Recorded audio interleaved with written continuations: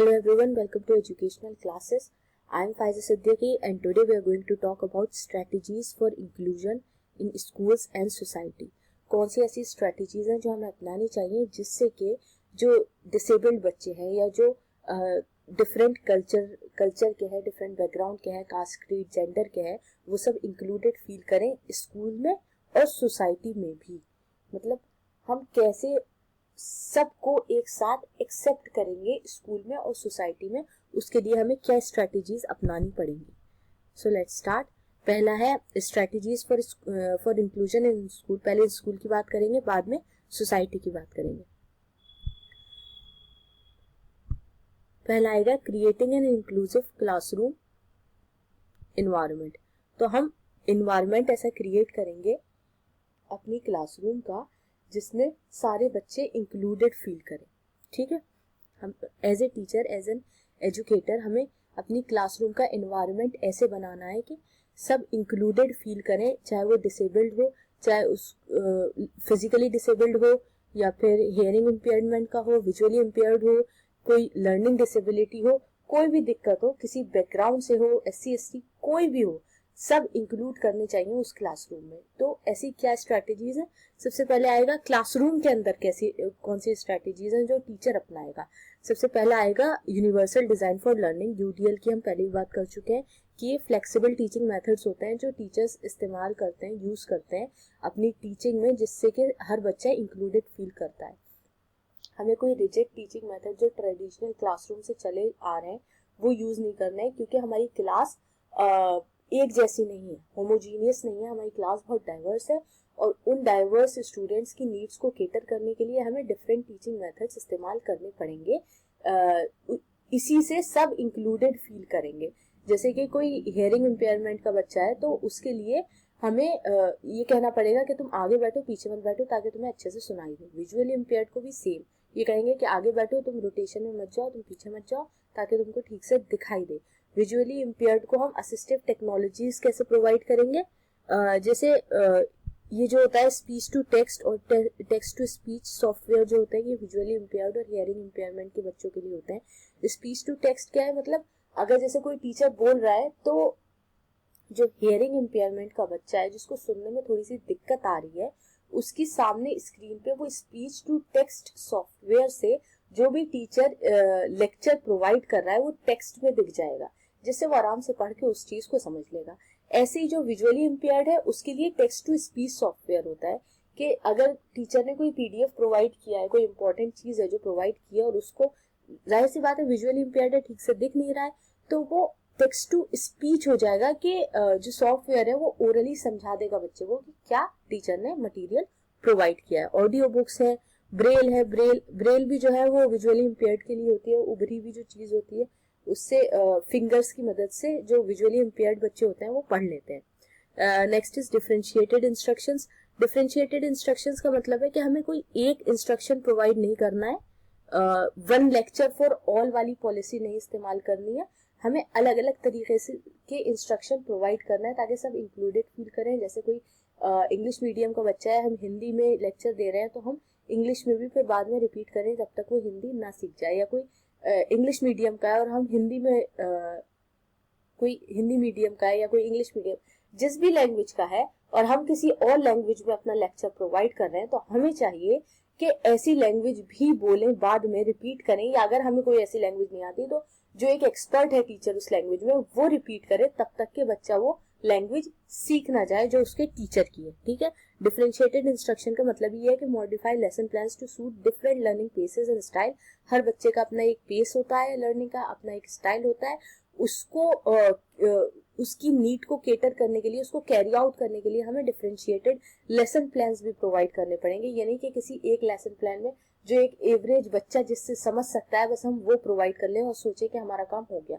तो inclusive education की class जो होती है उसमें हमें UDL का इस्तेमाल करेंगे, असिस्टिव टेक्नोलॉजी का इस्तेमाल करेंगे और डिफरेंशिएटेड इंस्ट्रक्शन का इस्तेमाल करेंगे क्लासरूम के अंदर, अगर हमें सबको इंक्लूडेड फील कराना है तो. Next is teacher training and development. अब देखो क्लासरूम के अंदर तो टीचर ने ऐसा कर दिया, लेकिन टीचर को खुद में क्या डेवलपमेंट लाना है? उसको ट्रेन होना है ताकि वो सारे डिफरेंशिएटेड इंस्ट्रक्शंस प्रोवाइड कर सके। वो असिस्टिव टेक्नोलॉजीज को सीखने के लिए, उस टीचर को सीखने के लिए भी तो कुछ ट्रेनिंग चाहिए होगी ना, कि कैसे ये टेक्नोलॉजीज को हमें इस्तेमाल करके बच्चों की मदद करनी है, ठीक है, कैसे यूडीएल से बच्चों की मदद करनी है। तो वो ट्रेनिंग भी टीचर को प्रोवाइड की जानी चाहिए करिकुलम के द्वारा, और टीचर को भी इतना ओपन माइंडेड होना चाहिए कि उसको सोचना चाहिए कि नई चीजें सीखने में उसकी ईगो हर्ट ना हो, कि भाई नहीं, हम नहीं सीखेंगे। होते हैं ना बहुत सारे टीचर जो थोड़े एजेड हो जाते हैं, तो वो थोड़े मतलब क्लोज माइंडेड होते हैं, वो टेक्नोलॉजी से थोड़ा दूर रहते हैं, तो ऐसा नहीं होना चाहिए। सबसे पहले आता है प्रोफेशनल डेवलपमेंट।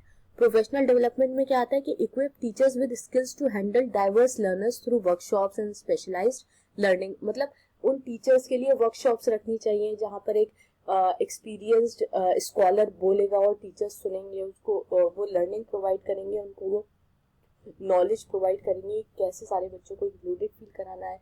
किसी कोई असिस्टिव टेक्नोलॉजी है फॉर एग्जांपल, उसको सिखाने के लिए वर्कशॉप करिकुलम प्रोवाइड कर रहा है, या स्पेशलाइज्ड ट्रेनिंग है कि किसी भी स्पेशल फील्ड में टीचर्स को ट्रेन किया जा रहा है। फिर है collaboration with special educators. Special educators जो है वो बहुत इंपॉर्टेंट होते हैं इंक्लूसिव एजुकेशन के टॉपिक में। स्पेशल एजुकेटर असल में होते तो वो टीचर्स हैं जो सिर्फ एक स्पेशल स्कूल्स में होते हैं टीचर। स्पेशल स्कूल्स में सिर्फ स्पेशल चिल्ड्रन पढ़ने जाते हैं जिनमें किसी तरीके की डिसेबिलिटी होती है। लेकिन ये जो स्पेशल एजुकेटर्स होते हैं ये बहुत एक्सपीरियंस्ड होते हैं। जाहिर सी बात है, एक वक्त गुजर चुका होता है उन्हें डिसेबल्ड बच्चों के साथ डिसेबल्ड बच्चों को पढ़ाते हुए, तो वो बहुत एक्सपीरियंस्ड हो जाते हैं। उन्हें पता होता है किस तरीके से ये टेक्नोलॉजीज इस्तेमाल करनी है, कैसे इंस्ट्रक्शंस प्रोवाइड करना है, किस तरीके से उनको इमोशनली हैंडल करना है उन डिसेबल्ड चिल्ड्रन को, स्टूडेंट्स को। तो ये जो स्पेशल एजुकेटर्स होते हैं, स्कूल को, करिकुलम को चाहिए कि उनको बुलाएं और टीचर्स जो नॉर्मल टीचर्स हैं उनको ट्रेन करवाएं, उनके साथ कोलैबोरेट कर पाए, ताकि जो ये टीचर्स हैं इंक्लूसिव क्लासरूम के, वो भी सीख सकें कि सबको इंक्लूडेड हमें फील कैसे कराना है। Policy and curriculum adaptation. तीसरा क्या है, हमें कौन सी पॉलिसीज बनानी चाहिए और करिकुलम हमें कैसे अपना अडेप्ट करना चाहिए स्कूल का। Flexible assessment methods. असेसमेंट ये नहीं है कि जो एक रिटन टेस्ट चले आ रहे हैं तो हमने वही प्रोवाइड कर दिया और उसी के बेसिस पे हमने सारे स्टूडेंट्स को असेस कर लिया। जो विजुअली इम्पेयर्ड स्टूडेंट है वो रिटन टेस्ट में इतना अच्छा नहीं कर पाएगा जितने और बच्चे कर पाएंगे। तो हमें ये चाहिए कि जिनको दिक्कत आ रही है रिटन टेस्ट देने में, उनको ओरली असेस किया जाए, ठीक है। कोई फिजिकली हैंडीकैप बच्चा है तो उसको स्पोर्ट्स में असेस ना करके उसको कोई और प्रोजेक्ट प्रोवाइड कर दिया जाए जिससे उसका असेसमेंट हो जाए, ठीक है। इंक्लूसिव करिकुलम में क्या आएगा कि integrate perspectives of marginalized groups to foster acceptance and representation. हमें करिकुलम को मतलब इंक्लूसिव बनाना है। इंक्लूसिव का मतलब ही है कि inclusion for all, include all. तो हमें जो मार्जिनलाइज्ड ग्रुप है उनको एक्सेप्ट करना है और उनका रिप्रेजेंटेशन कैसे करना है ये हमें इंटीग्रेट करना है, ठीक है। Promoting peer support and social inclusion. देखो, पीयर मतलब जो हमारे क्लासमेट्स हैं, जो दोस्त हैं, जो हमारे साथ बैठते हैं, ठीक है। और हमें उन्हें सोशली कैसे इंक्लूड करना है, तो ये क्या, बडी सिस्टम। बडी का क्या मतलब है, दोस्त, ठीक है।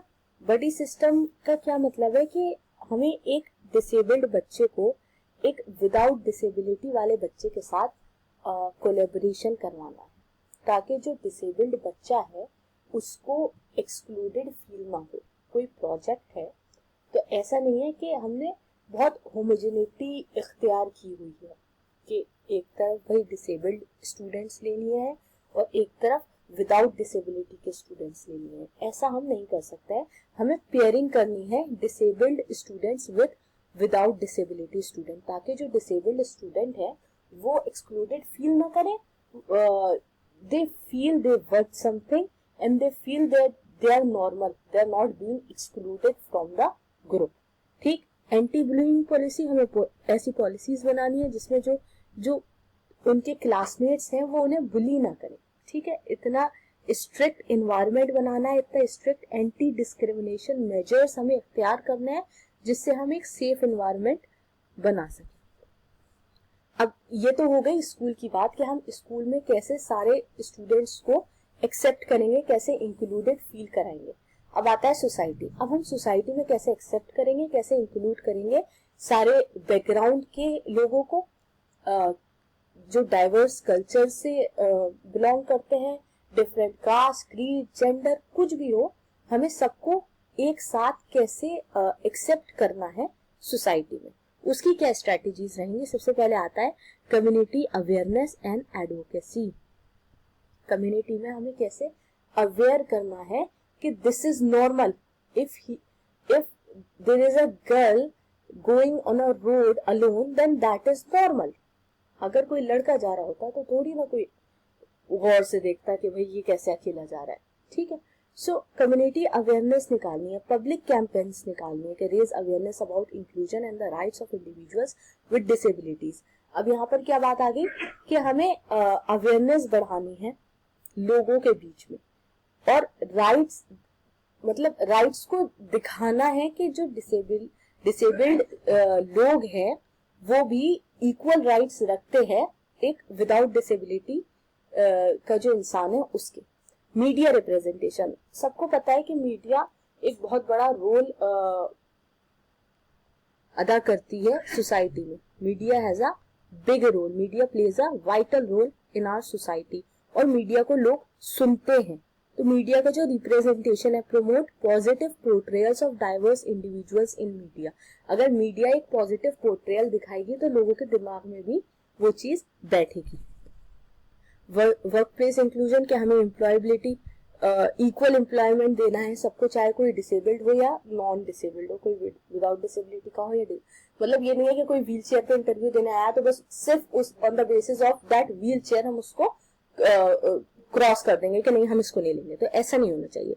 Sensitisation programs, train employees on diversity and inclusivity practices, मतलब वर्क प्लेस के अंदर हमें सेंसिटाइज करना है कि अगर कोई किसी अलग बैकग्राउंड से है तो हम उसको कैसे इंक्लूडेड, ये नहीं कि हम उसको अब बुली करने लगे। अगर कोई हमसे अलग एक इंसान हमारी वर्क प्लेस में आकर बैठ गया है, या 40 वर्किंग मैन है और एक वुमेन है, तो ऐसा नहीं है कि उसको बुली किया जाए, ठीक है ना, उसको भी इंक्लूडेड फील कराना है।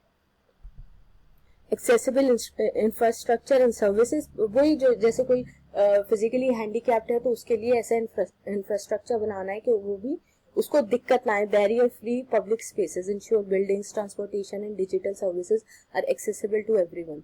सबको एक्सेसिबल होनी चाहिए, ये नहीं है कि सिर्फ विदाउट डिसेबिलिटी के जो लोग हैं वो आराम से जा रहे हैं और जो डिसेबल्ड हैं उनको दिक्कत आ रही है। Inclusive recreational activities, develop programmes that allow participation of people with diverse abilities.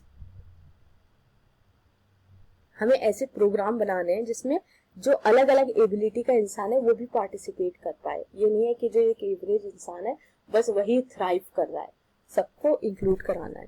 So conclusion क्या है? Inclusive education is a transformative approach that benefits all members of society. जाहिर सी बात है कि सभी बेनिफिट कर रहे हैं सोसाइटी को, सिर्फ कोई एक तरह का होमोजेनिटी ग्रुप नहीं है, होमोजीनियस ग्रुप नहीं है जो बेनिफिट कर रहा है, सब मिलाकर कुछ ना कुछ अपना योगदान दे रहे हैं। By implementing strategic policies in schools and communities we can build an equitable system, equality नहीं इक्विटेबल, ठीक है, where everyone has an opportunity to grow, learn and contribute meaningfully. So that was all for today. I hope you enjoyed my video and learned something new here. And if you did, then you can like, share and subscribe to my YouTube channel. And thank you for watching.